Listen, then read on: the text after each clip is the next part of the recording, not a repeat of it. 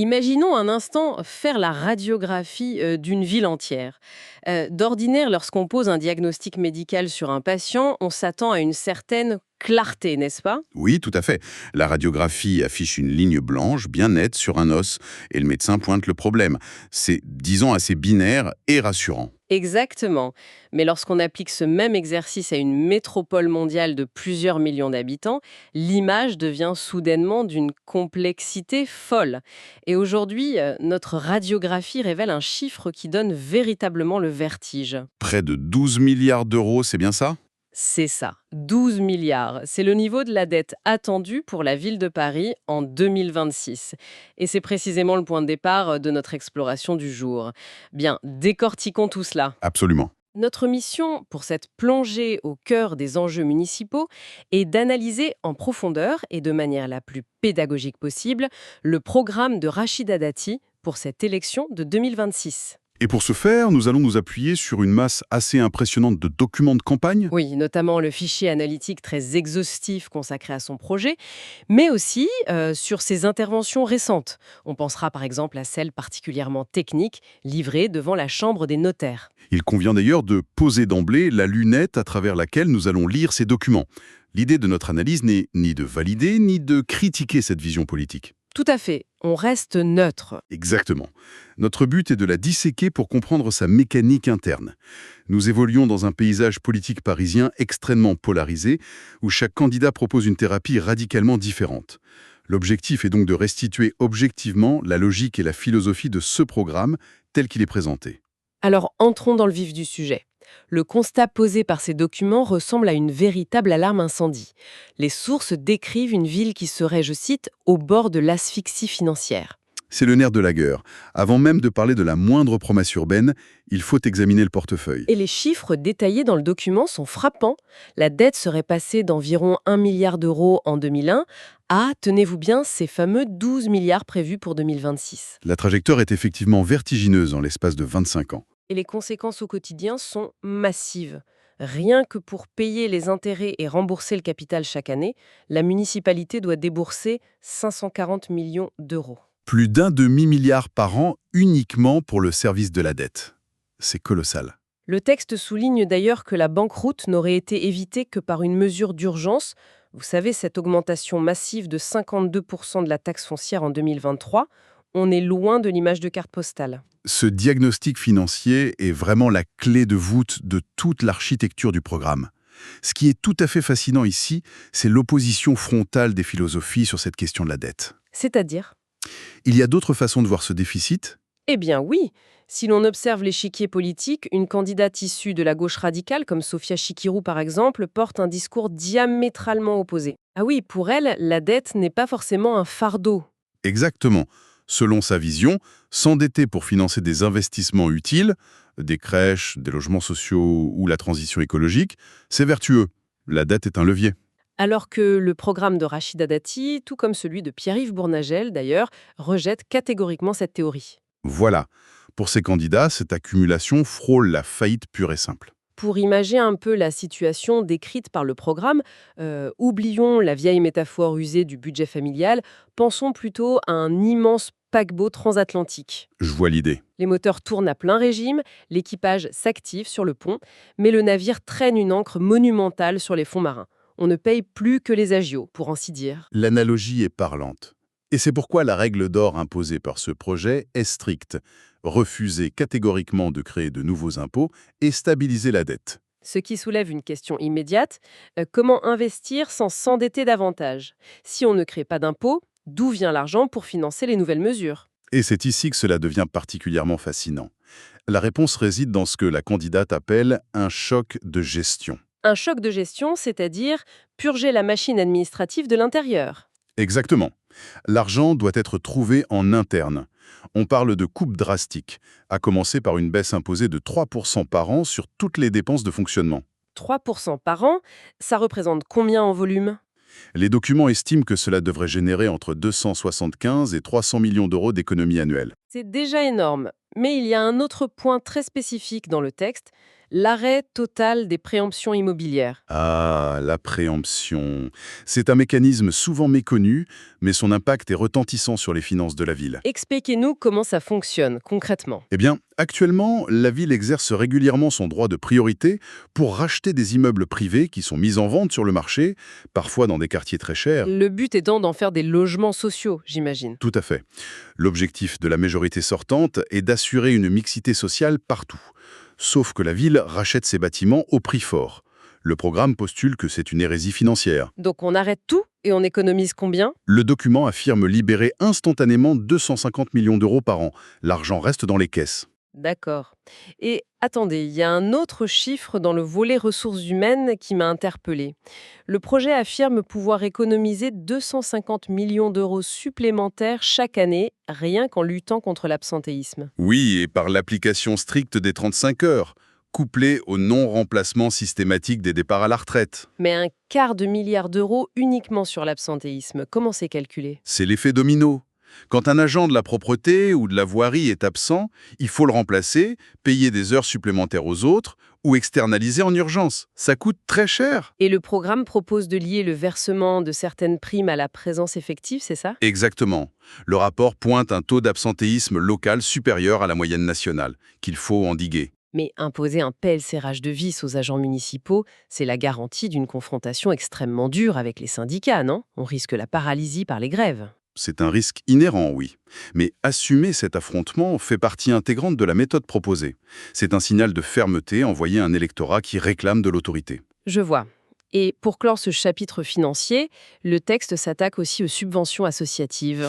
Absolument. Le postulat avancé, c'est que plus de la moitié de ces aides n'auraient aucun lien direct avec l'intérêt quotidien des Parisiens. Donc, il propose la création d'une commission indépendante pour passer tout ça au scalpel, une rigueur assumée de bout en bout. Rigueur, oui, mais qui est d'ailleurs jugée insuffisante par certains adversaires à droite. Pierre-Yves Bournazel, par exemple, a une lecture très critique de ce plan. Ah oui? Que lui reproche-t-il exactement? Il a fait ses propres calculs et estime que le plan de Rachida Dati ne dégagera qu'environ 600 millions d'euros d'économies. Face à son propre plan de 4,2 milliards d'euros, il considère que c'est trop timide.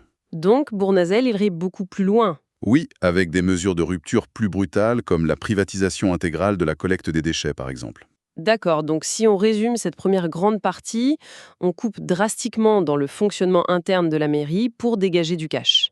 Mais la question qui suit naturellement, c'est à quoi va servir cet argent? C'est là qu'on aborde la réponse à l'exode, car le diagnostic démographique dressé par le document est saisissant. Les sources rappellent un chiffre frappant. En effet, Paris a perdu 180 000 habitants en 12 ans. C'est l'équivalent d'une grande ville de province entière qui s'est vidée. Et le plus alarmant pour l'avenir de la métropole, c'est que parmi ces départs, on compte 40 000 enfants. Le cœur du projet vise à inverser cette tendance lourde. Et pour endiguer cet exode, l'outil numéro 1 du programme, c'est la sécurité. La sécurité est traitée comme la condition sine qua non du maintien des populations. Ce n'est pas un luxe, c'est le socle. Les mesures annoncées sont très chiffrées, le financement d'une police municipale armée de 5 000 agents et le doublement des caméras pour atteindre 8 000 appareils. Il y a aussi des mesures très localisées, très spatiales. Je pense notamment à la proposition de fermer le Champ de Mars par des grilles durant la nuit. Pour casser les dynamiques de délinquance dans cet espace très symbolique, j'imagine. Exactement. On sécurise physiquement les lieux sensibles. Ensuite, il y a un pivot très net dans le texte vers l'esthétique urbaine et la mobilité. Le programme part en guerre contre ce qu'il nomme l'écologie punitive. On annonce un retour très assumé à un mobilier urbain patrimonial classique. Fini les plots en plastique ou les aménagements dits tactiques. Mais pourquoi l'esthétique est-elle érigée au même rang de priorité que la délinquance?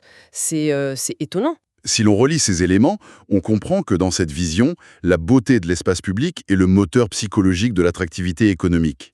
Une ville perçue comme un chantier permanent fait fuir les classes moyennes. Et sur la mobilité, c'est une véritable déconstruction des politiques actuelles. Le programme promet la suppression immédiate de la zone à trafic limité dans l'hypercentre. La ZTL, oui. Et surtout, le retour aux 70 km/h sur le périphérique. Attendez, ce point sur le périphérique est particulièrement inflammable. Comment peuvent-ils justifier de rouler plus vite face aux problèmes de pollution sonore dont souffrent les riverains? Le programme répond à cette friction par une solution technique précise. La pose généralisée d'un enrobé phonique. Un revêtement d'asphalte spécial en somme. C'est ça. Cet enrobé est censé diviser par plusieurs décibels les nuisances sonores sans avoir à ralentir artificiellement le flux des véhicules. On traite la nuisance à la source. Et en ville, le projet veut clarifier la circulation pour protéger en priorité les piétons face au chaos généré par les vélos et les trottinettes. On remet de l'ordre dans la hiérarchie de la rue, tout simplement. D'accord, mais au-delà de l'espace public, le nœud gordien de cet exode, c'est la question du logement. Comment garder ceux qui travaillent à Paris? Le changement de paradigme proposé ici est majeur. Le programme annonce explicitement vouloir arrêter la production de ce qu'il appelle des ghettos. Donc, au lieu d'acquérir de nouveaux logements sociaux avec l'argent des préemptions annulées, il ferait quoi? L'argent serait redirigé vers la rénovation lourde du parc social existant, qui est souvent très dégradé, et surtout, les critères d'attribution seraient totalement bouleversés. Pour donner la priorité absolue à ceux qui travaillent dans la capitale, c'est ça? Les fameux travailleurs essentiels. Voilà. Ceux qui font tourner la ville, mais n'ont plus les moyens d'y vivre. Et pour le parc locatif privé, il y a un sujet incontournable qui angoisse les propriétaires. Le DPE, le diagnostic de performance énergétique. Ah, le DPE. C'est un point très spécifique et crucial abordé par la candidate devant la Chambre des notaires. Faut réaliser le cauchemar réglementaire que c'est. Si l'on possède, par exemple, une chambre de bonne sous les toits, la loi impose de l'isoler pour la louer. Sauf qu'on ne peut pas l'isoler par l'extérieur à cause des règles strictes sur les façades haussmanniennes. Exactement. Et si on isole par l'intérieur, on perd de précieux mètres carrés, ce qui fait parfois tomber le bien sous le seuil légal d'habitabilité. Résultat des courses, Le bien devient une passoire thermique interdite à la location et sort du marché locatif privé. c'est absurde. Comment le programme de Rachida Dati compte-t-il régler ça? Elle souligne son implication pour créer un décret prévu avant l'été visant à assouplir les règles du DPE, spécifiquement pour le bâti ancien. Une dérogation vitale pour éviter que ces logements ne disparaissent en somme. Tout à fait. C'est une mesure très pragmatique. Et ce pragmatisme, on le retrouve dans les mesures sociales ciblées. Oui, on ne parle pas de grandes usines à gaz administratives. Sur la santé, par exemple, on découvre la création des bus des femmes. Ce sont des structures itinérantes, n'est-ce pas? Exactement, pour amener la prévention et le dépistage directement dans les quartiers difficiles. Et pour les familles monoparentales, il propose d'élargir les horaires des crèches. Ça cible directement les mères qui ont des horaires décalés et qui ne peuvent pas être à la crèche à 18 heures tapantes. C'est ça. Et pour les seniors, le texte évoque l'instauration d'une veille solidaire. Qui impliquerait les concierges, les voisins, voire les facteurs, pour rompre l'isolement. C'est très ancré dans le tissu local. Mais tout cela nous amène à une question inévitable. Avec le départ massif des familles, que fait-on de toutes ces écoles qui se vident? C'est un foncier énorme. Le programme exclut catégoriquement de les transformer en salles de consommation à moindre risque, les fameuses salles de shoot. Quelle est l'alternative proposée alors? La transformation de ces bâtiments en résidences étudiantes ou en pôles d'innovation pour attirer de jeunes talents internationaux. Recréer de l'attractivité universitaire pour compenser le déficit familial. C'est très clair. Enfin, la manière de gouverner et de faire campagne en dit très long sur la philosophie globale de ce projet. Parlons-en, justement. Sur la gouvernance, le programme dénonce une hypercentralisation. Aujourd'hui, les mairies d'arrondissement ne gèrent qu'environ 3% du budget de la capitale. 3%, c'est dérisoire. C'est pourquoi on trouve la promesse d'une décentralisation assumée. Ils veulent transférer l'autorité aux maires d'arrondissement. Absolument. Une véritable autorité sur les permis d'urbanisme, l'attribution des logements et la propreté. L'élu local redevient le patron de son territoire. Cette approche très axée sur le terrain nous amène au style même de cette campagne. Si on prend un peu de recul, le contraste entre les candidats est fascinant. Un vrai grand écart sociologique. Exactement. Prenons une candidate comme Sarah Knafo. Dans d'autres contextes électoraux, son équipe utilise massivement l'intelligence artificielle, les algorithmes de ciblage, c'est très numérique. Et à l'inverse, le camp de Rachida Dati revendique l'absence totale d'agences de communication et de conseillers en images. Ce qui nous a offert cette séquence très médiatisée où on la voit grimper à l'arrière d'un camion poubelle. Ceci soulève une interrogation fondamentale sur ce que cherchent les électeurs aujourd'hui. L'authenticité peut-être. Oui, c'est la stratégie de l'action directe. En se mettant en scène dans un camion poubelle, elle vise à projeter l'image d'une mère pragmatique, ancrée dans le réel, les mains dans le cambouis. À l'opposé d'une technocratie déconnectée, en somme. Tout à fait. En fin de compte, que faut-il retenir de l'immense puzzle que constitue ce programme? Eh bien, un programme qui se veut profondément fondé sur l'ordre financier et l'ordre urbain. Une réallocation stricte des budgets internes, le fameux choc de gestion?